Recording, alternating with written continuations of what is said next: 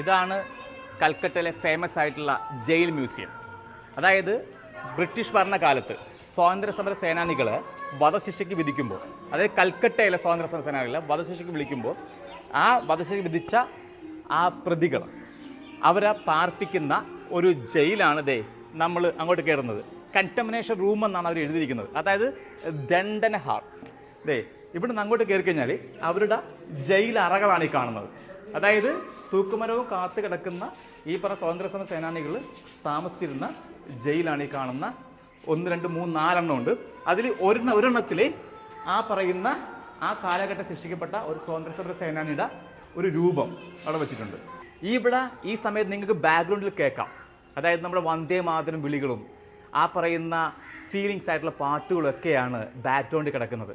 കാരണം ഒരു കാലഘട്ടം ബ്രിട്ടീഷ് ഭരണത്തിനെതിരെ പടപൊരുതിയ ഒരുപാട് സ്വാതന്ത്ര്യ സമര സേനാനികളുണ്ട്. അതിൽ ജീവൻ പൊലിഞ്ഞ് ഒരുപാട് പേര് അറിഞ്ഞും അറിയാത്തവരുമുണ്ട്. അതിൽ ഏകദേശം 5 പേരോളം ഈ പറയുന്ന തൂക്കുമരത്തിൽ, തൊട്ടപ്പുറം നമ്മൾ കാണാൻ പോകുന്ന തൂക്കുമരത്തിൽ തൂക്കിലേറ്റപ്പെട്ടിട്ടുണ്ട്. ഇവിടെയാണ് ആ തൂക്കുമരം. അതായത് 5ഓളം സ്വാതന്ത്ര്യ സമര സേനാനികൾ തൂക്കിലേറ്റപ്പെട്ട തൂക്കുമരാണ് ഈ കാണുന്നത്. അതായത് 1926 അനന്തഹരി മിത്രയും 1926 പ്രമോദ് രഞ്ജൻ ചൗധരിയും 31 ദിനേശ് ഗുപ്തയും രാംകൃഷ്ണ ബിശ്വാസ് 31 ദിനേശ് മംജുദാർ 34 അങ്ങനെ 5 സ്വാതന്ത്ര്യ സമര സേനാനികളാണ് ഇവിടെ തൂക്കിലേറ്റപ്പെട്ടത്. ഈ പറയുന്ന 5 സ്വാതന്ത്ര്യ സമര സേനാനികൾ തൂക്കിലേറ്റുന്ന ആ കാഴ്ച കണ്ടു നിന്ന ഗാലറിയാണ് ആ കാണുന്നത്. അവിടെ ഓരോ രൂപങ്ങൾ വെച്ചിട്ടുണ്ട്. ഇതേപോലെ അവിടെ ഇരുന്നു കൊണ്ടാണ്, ഈ ഗാലറിയിൽ നിന്നുകൊണ്ടാണ് അവർ ഓരോ ഈ സ്വാതന്ത്ര്യ സേനാനികളും തൂക്കിലേറ്റപ്പെട്ടപ്പോൾ അത് കണ്ട് ആസ്വദിച്ച ആ പറയുന്ന ഈ ഗാലറി അതിന്നും ഇവിടെ സൂക്ഷിക്കുന്നുണ്ട്. ജനുവരി 30-ാം തീയതി ഈ കൽക്കട്ടയിലെ വിദ്യാർത്ഥികൾ ഈ പറയുന്ന ഇവിടെ വരികയും പുഷ്പചക്രം അർപ്പിക്കുകയും ചെയ്യുന്നത് ഇവിടെ പതിവാണ്. ഇവിടെ തൂക്കിലേറ്റപ്പെട്ട ഓരോ സ്വാതന്ത്ര്യ സമര സേനാനികളും അവരുടെ ബോഡി പോസ്റ്റ്മോർട്ടം ചെയ്യുന്ന റൂമാണിത്. ഈ പറയുന്ന ടേബിളിലാണ് ആ ഓരോ നമുക്ക് വേണ്ടി മരിച്ച ഓരോ 5 പേരുടെയും ബോഡി കിടന്ന സ്ഥലമാണ്. ഇവിടെയാണ് ആ പോസ്റ്റ്മോർട്ടം ചെയ്തത്. ഇന്നും ഈ ഓർമ്മകൾ അതേപോലെ തന്നെ അതേ ഫീലിങ്സിൽ നമുക്ക് പകർന്നു നൽകാൻ ഈ പറയുന്ന സർക്കാരിന്, ഈ കൽക്കട്ട സർക്കാരിന് ഇന്നും കഴിയുന്നുണ്ട്. ഈ സ്ഥലമാണ് എനിക്ക് ഈ പറയുന്ന കൽക്കട്ടയിൽ വന്നിട്ട് ഏറ്റവും ഫീലായത്, ഹാർട്ട് ടച്ചായ ഒരു സ്പേസാണ് ഈ പറയുന്ന ജയിൽ മ്യൂസിയം.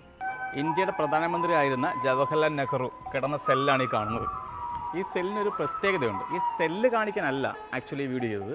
ഈ സെല്ല് നമ്മൾ കാണാം, ഇങ്ങേറ്റത്ത് കിടന്നതാണ് നെഹ്റു കിടന്ന ജയിൽ. അതായത് ഏകദേശം 80 ദിവസമാണ് ഇവിടെ ജവഹർലാൽ നെഹ്റു കിടന്നത്.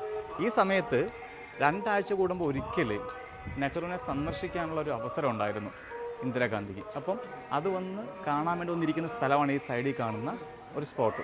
ഇവിടെ അവർ അതിൻ്റെ ആ ഒരു കൺസെപ്റ്റ് ജനങ്ങൾ പെട്ടെന്ന് മനസ്സിലാക്കാൻ വേണ്ടിയിട്ട് ഇന്ദിരാഗാന്ധിയുടെ ഒരു പിക്ചർ ഇവിടെ സെറ്റ് ചെയ്ത് വെച്ചിട്ടുണ്ട്. അതായത് ഇവിടെ 20 മിനിറ്റ് സമയമാണ് 2 ആഴ്ച ഒരിക്കൽ ചിലവഴിക്കാൻ പറ്റുന്നത്.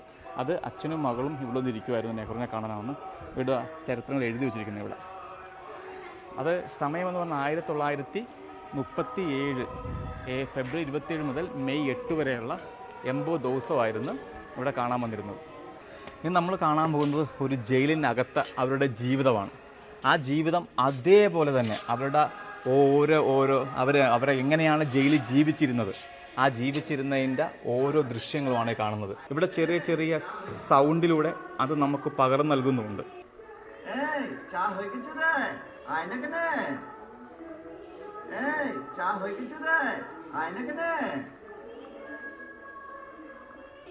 അവരുടെ നിരാശയും സ്വപ്നങ്ങളും അവരുടെ വേദനകളും എല്ലാം അതുപോലെ വരച്ചു തീർത്ത ഒരു മനോഹരമായ ഒരു ദൃശ്യമാണ് ഈ കാണുന്നത്. അപ്പോൾ ഇന്ന് നമ്മൾ കണ്ടത് ജയിൽ മ്യൂസിയമാണ്, കൽക്കട്ടയിലെ ജയിൽ മ്യൂസിയമാണ്. അതായത് സ്റ്റുഡൻസിനൊക്കെ വരേണ്ട സ്പേസാണ്. അതായത് നമുക്ക് ആ സ്വാതന്ത്ര്യ സമര കാലഘട്ടത്തിൽ ജയിലിൽ അനുഭവിച്ച അവരുടെ ഓരോ ജീവിതത്തിനെയും നേർക്കാഴ്ചയാണ് ഇവിടെ ഒരുക്കിയിരിക്കുന്നത്. അതായത് നമ്മുടെ സുഭാഷ് ചന്ദ്രബോസും ജവഹർലാൽ നെഹ്റുവും അങ്ങനെ ഒരുപാട് പേരുടെ ജീവിതങ്ങൾ ഇവിടെ ഒരു നേർക്കാഴ്ച പോലെ വരച്ചു വെച്ചിട്ടുണ്ട്. അത്ര മനോഹരമാണ്. തീർച്ചയായിട്ടും ഇവിടെ വരാൻ ശ്രമിക്കുക. കാരണം അത് കൽക്കട്ടയിൽ വന്നാൽ മസ്റ്റ് വരേണ്ട ഒരു സ്ഥലമാണ് ഈ പറയുന്ന ഈ സ്ഥലം, അതായത് ഈ ജയിൽ മ്യൂസിയം. ഇവിടുത്തെ കാഴ്ചകൾ തീരുന്നേയില്ല. ഒരു ദിവസമല്ല, ഒരു എപ്പിസോഡൊന്നല്ല, കുറേ അധികം എപ്പിസോഡുകളിൽ വരച്ച് കാണിക്കാൻ പറ്റത്തിട്ടുണ്ട്. പക്ഷെ നമ്മൾ ഇവിടെ ഒതുക്കുകയാണ്. ബാക്കിയുള്ളത് നിങ്ങൾ നേരിട്ട് വരിക, കാണുക. കാരണം കാണാൻ മാത്രമുണ്ട് കാഴ്ച.